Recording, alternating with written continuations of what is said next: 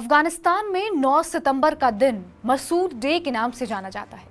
अफगानिस्तान की ही राजधानी काबुल के उत्तर में एक घाटी है जिसका नाम है पंजशीर। इस घाटी पर कब्जा करने के लिए 80 और 90 के दशक में सोवियत यूनियन और तालिबान दोनों ने एड़ी चोटी का जोर लगा दिया था। लेकिन एक नेता ऐसा था जो अफगानिस्तान में तालिबान के कब्जे के बावजूद भी आजादी के नारे लगा रहा था, जिन्होंने 9 बार रूसियों को पंजशीर से भगाया था। हालांकि फिर तालिबान ने इस पर कब्जा कर लिया था।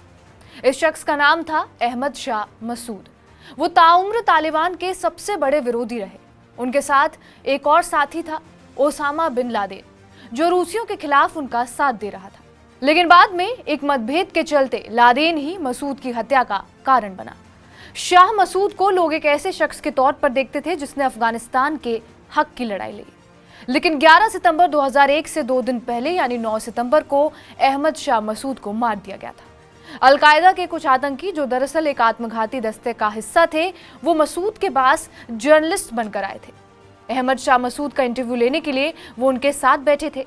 मसूद उनके किसी सवालों का जवाब देते इससे पहले ही आतंकियों ने विस्फोटकों में ब्लास्ट कर दिया। जांचकर्ताओं ने बाद में ये बताया कि आतंकियों ने खुद को अपने कैमरा डिवाइसेस में सफलतापूर्वक छिपा लिया था। मसूद को पंजशीर का शेर कहते थे क्योंकि उन्होंने यहां पर तालिबान के लड़ाकों को दाखिल होने से रोका था। 1980 के दशक के दौरान मसूद ने अपना नाम बनाया था।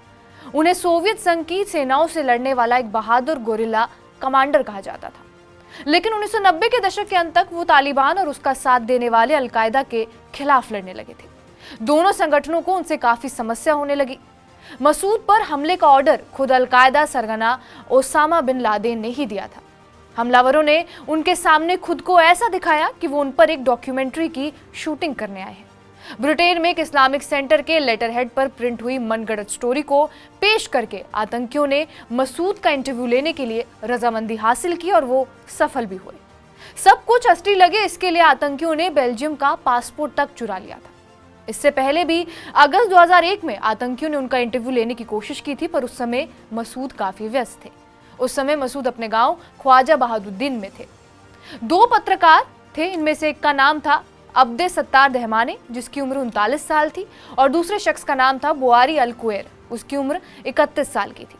वो मजबूत कदकाठी का शख्स था और एक मुक्केबाज जैसा दिखाई देता था। दोनों की दाढ़ी नहीं थी और दोनों ने कमीज और पतलून पहन रखी थी। चेक पॉइंट पर मसूद के आदेश पर उस इलाके के कमांडर बिस्मिल्लाह खां ने उन्हें लेने के लिए कार भिजवाई थी ताकि वो कुछ दिनों में इंटरव्यू ले सके। ताज्जुब वाली बात यह थी कि इंटरव्यू से 10 दिन पहले आतंकियों ने मसूद के साथ शांति से दिन गुजारे और सही समय मिलने का इंतजार करते रहे। उन्होंने कभी भी इंटरव्यू के लिए जोर नहीं दिया और ना ही कोई दबाव डाला। दाश्त इंटरव्यू रिकॉर्ड करने के लिए अपना कैमरा ठीक करने में लगे थे और उसी समय अल-कायदा के 2 आतंकियों ने अरबी भाषा में अपने सवाल पूछे। मसूद खलील नाम का एक शख्स वहां पर ट्रांसलेशन के लिए मौजूद था। जैसे ही दोनों शख्स इंटरव्यू लेने के लिए बैठे, उन्होंने मसूद से सवाल पूछा, अफगानिस्तान में कैसे हालात हैं। जैसे ही खलीली ने उसका अनुवाद किया, एक भयानक विस्फोट हुआ। आतंकवादियों ने अपनी बेल्ट में यह विस्फोट छुपाया हुआ था। अरब हथियारों ने कैमरे को मसूद के ठीक सामने रखा था, लेकिन दरअसल बम इंटरव्यू लेने वाले हथियारे की बेल्ट में था। मसूद के सारे गार्ड भागकर वहां पहुंच गए। करीब करीब बेसुध हो चले मसूद ने उनसे कहा कि पहले खलीली को उठाएं। मसूद को तुरंत एक कार तक पहुंचाया गया जो उन्हें लेकर तेजी से हेलीपैड की तरफ बढ़ी। अहमद शाह मसूद के पूरे जिस्म से खून निकल रहा था और उनके दाहिने हाथ की एक उंगली का छोटा हिस्सा कटकर अलग हो चुका था।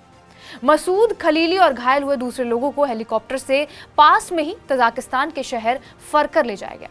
इस हादसे को बाहरी दुनिया से कुछ दिनों तक छिपा कर रखा गया और इसकी वजह यही थी कि इसका फायदा उठाकर कहीं तालिबान नॉर्दर्न फ्रंट के खिलाफ नई सैनिक मुहिम की शुरुआत न करते।